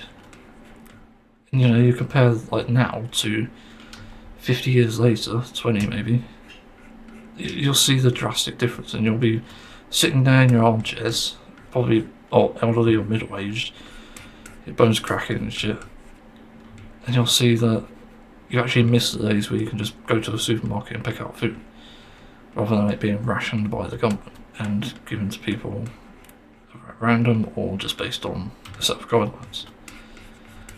I woke up to hell. You bought this here. What did you expect? I'll be the one who's laughing, but you'll be the ones who suffer. But even though I'm suffering, I'll laugh through it, because at that point it's like, oh my god, you really fucking did it. You absolute morons. Well, let's die together then. Alright. Yeah, so that's really why I bring this up. Content creators have the capacity to change and even become activists for that matter. It's really important. Also, I can't stress it enough. Yeah, hopefully someone like Most Critical does consider moving more towards animal rights, at least calling that out when I can't think of a fucking sentence there. Basically, if and when that comes, that's important. So yeah, let's move on. Go on to another topic. So that was one thing I was wrong about with my my criticism of Final Fantasy XIV, where there was an issue with obviously the occult prison, where you have to do that for your relic weapon, and I'm pretty sure I made some comments on the sort of the grind for it, as in the what's it called? I keep calling it dementia, but it's not that. It's dementia. I can't even fucking remember it. I know that dementia is like a crafting material. It certainly has a similar sounding name. But anyway, you have to grind that out to get the first step of the relic weapon, which is odd, I will say. But after that, you just need to grind out some heliometry to buy the relic weapon in the next step, which is also fine. And well, it wasn't. The dementia wasn't fine until this, essentially, because this step required you to buy 3 something right. I can't remember the names. I keep calling it Azurite because it sounds like Arcanite. That's it. I summoned Arcanite and bought that, and that's how you get the next step. It turns out you can already buy the relic weapons from the vendor for Arcanite, which is just mind-blowing. Like, what the fuck? It's insane. I only bought my next weapon now, and actually I need to get the other one. Whoops. I forgot about that. But I could get a relic weapon for every single character now, at least level 745, if I grind out the heliometry. Which isn't too bad to do. And that's like the wonderful thing about this game, that you won't get in World of Warcraft. This thing alone is so big. The fact you only have to grind out this thing, which you can do passively anyway if you're doing like S ranks or A trains or something. If you're doing even roulettes, like for example, like the endgame roulettes. Like even then, all the roulettes offer heliometry. I'm pretty sure with the bonus anyway, the daily bonus. I've already done mine, so I won't see that, but I'm pretty sure it does. If I go onto the raids, actually, yeah, like, it's even there. Like Endwalker Alliance raids, not on the normal ones for some weird reason. I think they should change that, because you do get some in the duty roulette. But yeah, I'm just massively impressed, in all honesty, with that alone. And then I was thinking, like, okay, it can't be this good. Maybe it's just the first step and you won't get anything special from that. And there I was doing the next grind, which was, I believe, filling up the ether current, which I thought, okay, this is going to be fucking tedious if I have to do it again. Because, yeah, doing, what, that was like over 2 weeks of daily roulettes, leveling my characters as well, to fill that up, and I'm thinking that it's not a bad time to start this then, is it? Turns out you only need to do that once. Like, my jaw literally dropped so far down the fucking ground, I'm pretty sure it's in China now. But yeah, China, maybe... Actually, yeah, it kind of is the opposite of the UK. Going through the planet, it is. Yeah, it's probably in China by now, or maybe just the end of Russia. Yeah, I'm literally stunned because the next step requires heliometry. Again, to get the items for it. And then you can trade it up, and you've got a 160 item level weapon. Which is just like, what? That's insane. So you don't need to grind this shit again. Other than heliometry, but again, that's sort of tolerable. Like, if you want to get every relic weapon, that's up to you, I think. But you don't have to, and when it becomes poetics, it'll become much easier, I think. Assuming they don't change it. But Jesus Christ. I'm very surprised. I don't know if any other relic weapons were like this, because Heaven's Ward, I haven't done a Realm Reborn yet, or even any others, it's just Heaven's Ward. It requires you to do all the same shit over and over fucking again, and I just think like, God, I just want to buy this already. Maybe you can, and I didn't check. Actually, I could do that now, whilst I'm talking. Yeah, I'll double check that, because it does seem a bit odd to me that they did this in Dawntrail, but not Heavensward, where it started. But Jesus, like, that is one of the best things I've ever seen in this game. Just hands down. For all the trouble that Dawntrail has, the biggest thing going for it, I think, is this. Literally, it's just absolutely insane. Yeah, just checks it's not in Heaven's Walls. Fuck. Unless, no, it's definitely not there. That's frustrating, but that's such a good change. Like, I could do it for this one. It'll make a lot of sense, actually. There's way too much you have to do in this one, because even though you have an easier time, it's still too much. So again, there are great changes here, and this is one of the best things about Dawntrail at the moment. Other than, I guess, some of the content of the raids and stuff and dungeons, this relic weapon grind is honestly not bad. I'm not going to get it for every character, I don't think. I could do it passively in rather than waste it on material containers, which I'll never get a mount from again. I can literally just waste it on relic weapons and upgrade my characters, do more damage for that matter. Like, Viper weapon probably, I did test it and it does like a few thousand more damage on auto attacks, I think. I don't know the other one, or yeah. I'm just absolutely stunned by the system. It works insanely well. I can't complain about it. Like, if I'd started the game sooner, in Dawntrail rather, then I probably could have gotten them all done by now. Doing all those A-trains, spending it on gear. It's just, oh my god. The only thing missing, I guess, is like a Phantom Village Ether node, whatever it is. I think that's needed at this point.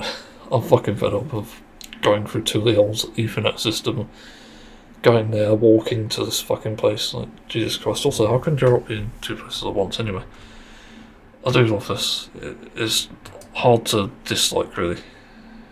I'm starting on the Pictor Manson, and I'll start on Reaper, and I might start on the Lancer one, because that could be useful, and then I could start on Paladin as well, because I need to do Paladin for the next patch. Speaking of which, that's not far away, so that actually might be the next one instead.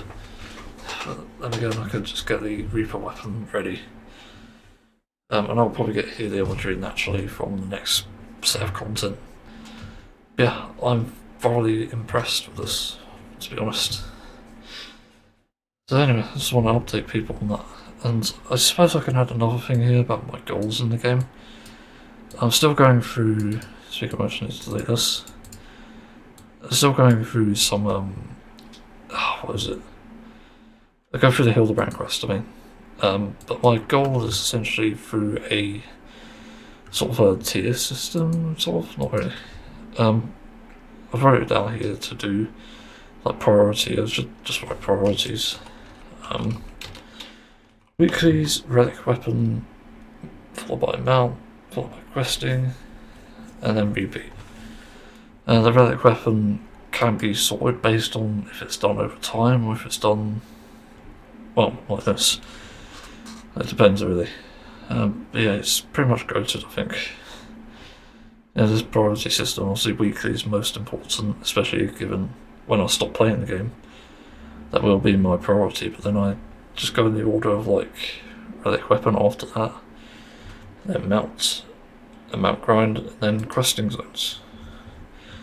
And depending on the mount grind, I might be there. Well, I don't know actually. It depends. Yeah, I'm like thoroughly impressed. Oh, fuck me. You've done it again, Yoshi, I guess. But also we need to chat about what is, I was playing, what is it? What's the dungeon called? I can't remember. It's around me born. Let's see. It's Amdapor Keep, but I'm not sure if it's the normal one or the harder one. I don't know, but there's come on the horse and we need to speak. So, for this topic, I'm going to be talking about not horse cum or whatever, for some reason. I'm going to talk about how medication made me realise I wasn't depressed, and I feel like I need to update people on this just in case I come across this episode of the podcast, and it's not really an update, it's more like a repeat of what I've been saying before. But it's also probably a stronger understanding of it, and it's a weird one. I used to be very depressed and suicidal, and well, not very suicidal, I would say mildly, but enough that I could just end my own life in like a accidental way and not care, like not take any precautions or anything, no safety basically. But I got a diagnosis back in 2023, I believe, and it sort of explained a lot of what was going on. I tried medication before for it, I think it was sertraline first, and I just didn't get along with it.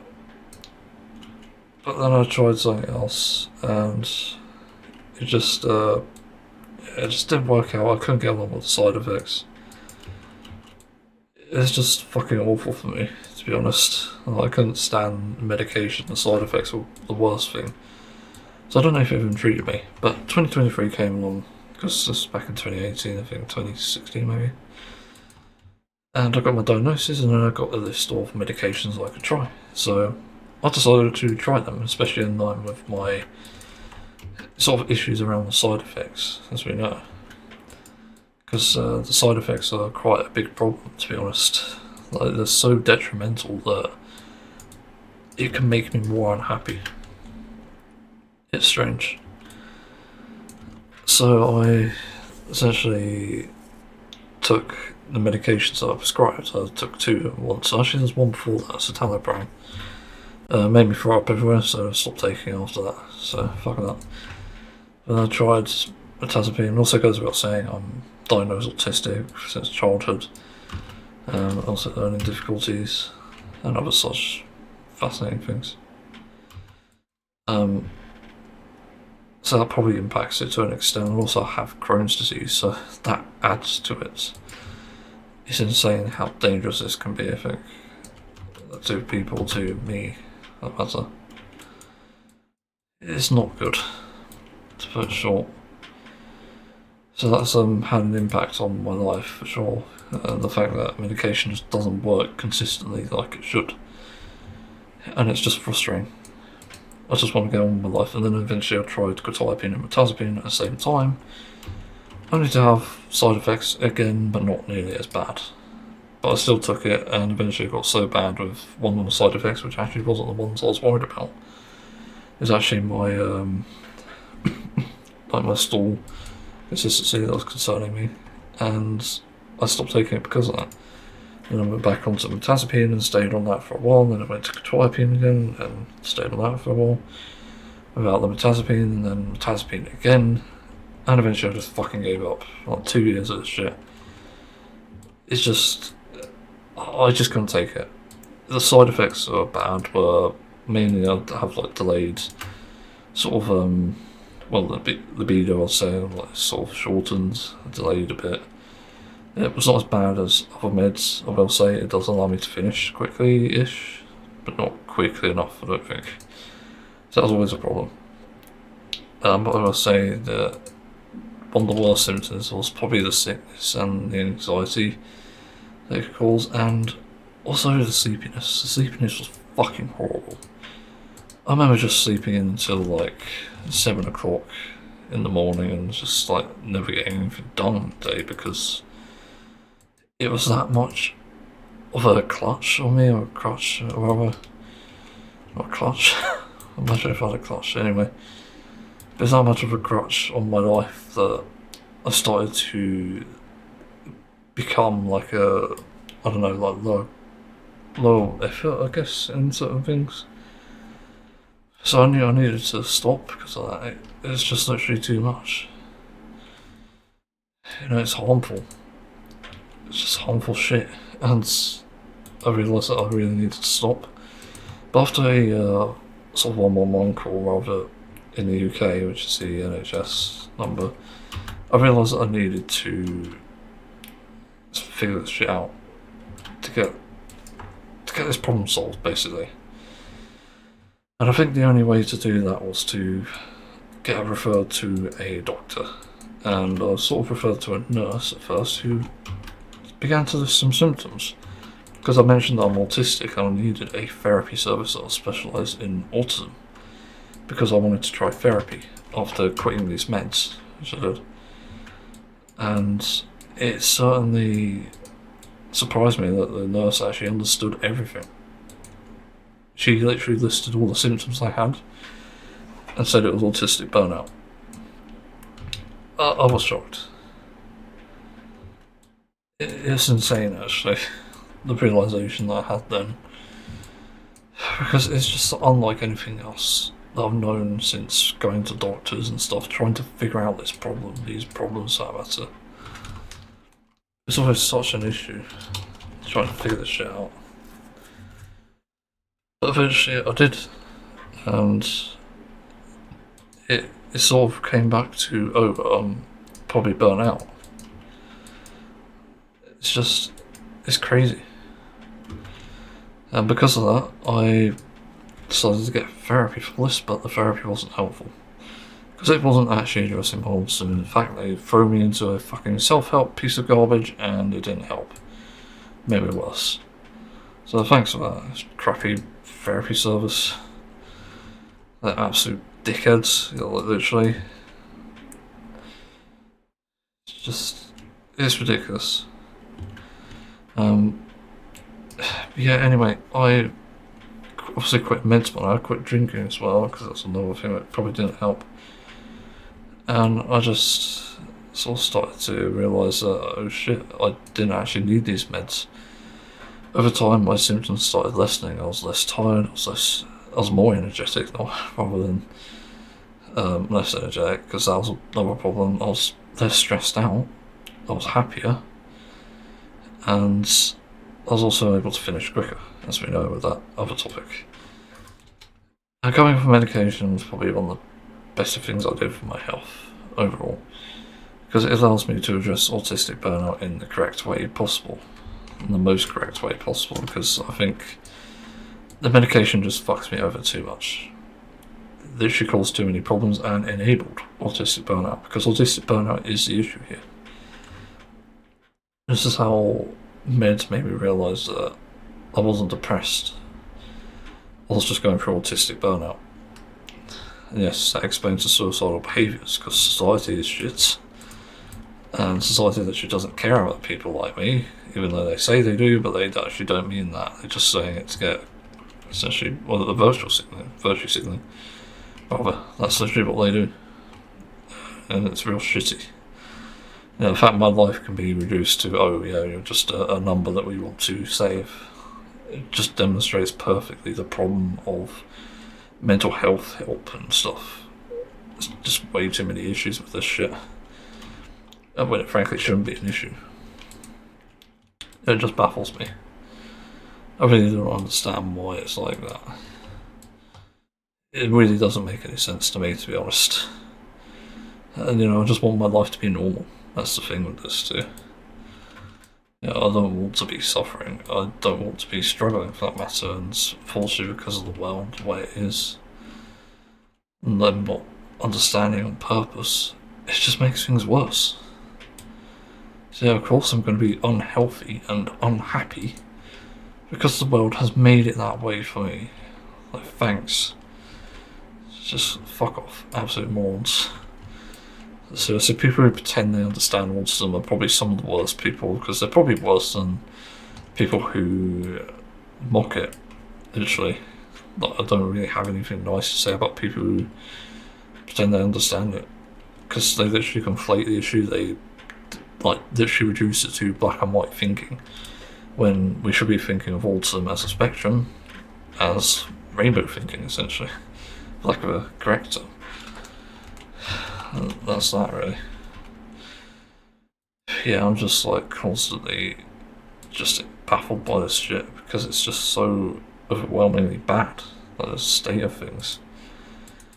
I'm just tired of it, and I just want to get this problem solved. So that's where I am today, really. Even though I've got pretty much my burnout almost under control now, I'm still experiencing issues, and I think that's going to persist until people can help me address it. So I'm still going to struggle in that sense, which is going to be frustrating as hell. Yeah, that's a weird thing, I guess. I I don't know what else to add really. Like, that's really the gist of it here, the conclusion or rather moral of the story. I think if you're autistic and being treated for depression, you should actually, or maybe even just treat for depression when you know you're autistic. Whatever you do, do not try medication, because that's going to have mixed results, I think. Because I think people who just normally have depression might be experiencing like a placebo or something. Because I don't know, there's probably more depressed people who are autistic than there are, well, obviously other things here. I'm trying to think of what to say here with this. It's not an easy situation, I don't think. That's for sure. Yeah, so anyway, I think I better wrap this up and go on to the next topic. Well, I've got something interesting to talk about, and it might interest people, it might surprise people and stuff, but why is it every time I start to record someone is trying to interrupt me in my fucking idle stance? Anyway, I used to be a moderator slash developer slash admin for a group on Team Fortress 2, and I want to give my experience about essentially what I did there, and also some of the bad things. I'll be honest, there were some bad things, and obviously some things I just half-assed as well. So I used to be very into the sort of MVM space, mainly farming for obviously the Golden Pan or the Australians, and eventually I moved on to custom game modes, and I moved on to this one called, I think, what is it? Fuck. I wish I could remember the name. But there's like this custom mode where you can essentially do the storyline with MVM as its main thing, and you basically fight like other waves of enemies and progress through a map, or just go through to a giant boss. Like literally, there was some of that, and it was such a fucking stupid story. It was so bad. I wish I could remember the name. It's very generic as well. Very, you know what it is, cliche even, I should say. It was just terrible. The maps were like a good idea, objectively a good idea, but the story was so bad it didn't work, and it was also a translation as well. But it was kind of impressive though that the story sort of thing existed, and there was a server that was happening to host it. And one of my friends sort of invited me to the server at the time, one of my Steam friends I've had for a good few years at that point, and we decided to try it out, and we actually kind of liked it. It was an interesting idea, and it's fun to play through as well, especially in the meantime, and it also allows you to farm like robots destroyed for the strange parts, that is, the strange parts being like a kill counter, by the way. And yeah, I had a great experience on that for the most part, and then eventually it got round to my friend wanted to basically edit the scripts for these maps so that you can get to well, basically players can have an easier time, because it's basically overtuned as fuck and clearly not tested. So he was in charge of making it sort of work in the sort of enemy sense. But then the developer thing came up as a group discussion, I believe, and this was really weird because I, for some reason, managed to get into map editing, I mean, just for these maps specifically. So I eventually took up the offer and said, I'm going to try it. And I ended up editing the maps, trying to fix them, and uploaded them, obviously. I gave them to the server owner, who was obviously a different person to me and my friend. And yeah, like even though the maps were bugged when we put them in Hammer, it tended to work out fine for the most part. Because Hammer is the map editor. And basically all I was doing was I was fixing bugs, or game-breaking bugs, and even just making things a bit easier. Like there were some stages where the map took so long that you needed to actually allow it so that you can get the what was it? I can't remember. There's like progressions in these maps. There's like about 8 or 9 maps in total, I think. And yeah, because some of them were so long, we ended up having to put in some like crafting tables and stuff. And there were some interesting maps on there too. There was like this really long road one. There was which involved a catwalk in the end as well. You had to go through this catwalky part, which you can die on quite easily. It's parkour. And there was also some crazy jumping ones on the water bit. And then it sort of ended with a grappling hook section, which is super interesting. Again, we haven't really seen anything like this. You know, it's utilising the pastime, I think. Or pastime? No. Man mode? Manpower, that's it. Yeah, I couldn't think of what it was, but manpower.